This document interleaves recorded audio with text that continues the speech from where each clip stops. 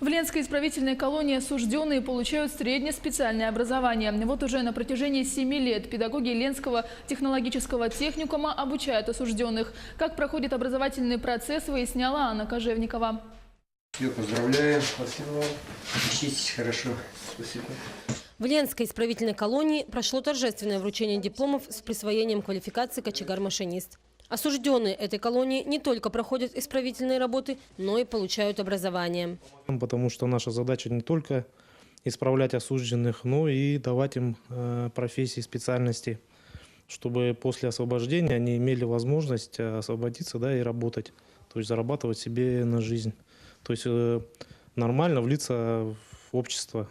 А те, у кого нет и среднего образования, все в возрасте до 30 лет должны получить аттестат. Поэтому исправительная колония также сотрудничает с вечерней школой. Некоторые осужденные за время нахождения в колонии получили по несколько профессий. Мы уже на протяжении, лет 5-7 тесно работаем с технологическим техникумом.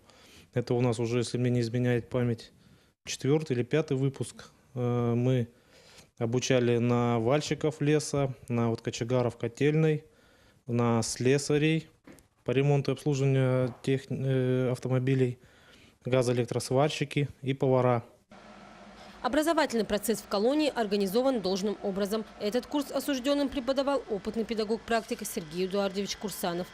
Все, что предусмотрено законом об образовании, реализовывается здесь в полном объеме. Преподаватель приезжает, ему администрация колонии создает, естественно, все условия, выделяется аудитория.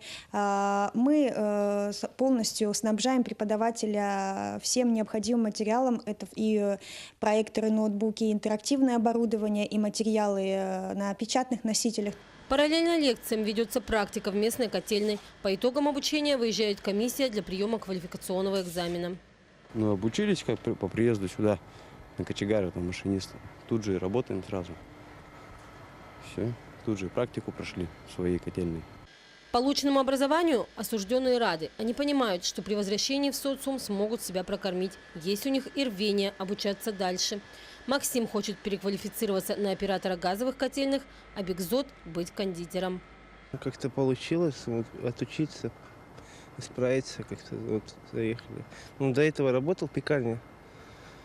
Отучился на кочегара, получили корочку. Хотелось бы, конечно, повар-кондитер отучиться, желание в дальнейшем работать. Тут же в колонии работы для них хватает. Котельная действует круглогодично. Как будут обстоять дела с образовательным процессом для осужденных в дальнейшем, пока неизвестно. Ведь в исправительной колонии в недавнем времени прошла реорганизация. Анна Кожевникова, Виталий Андреев, Ленск.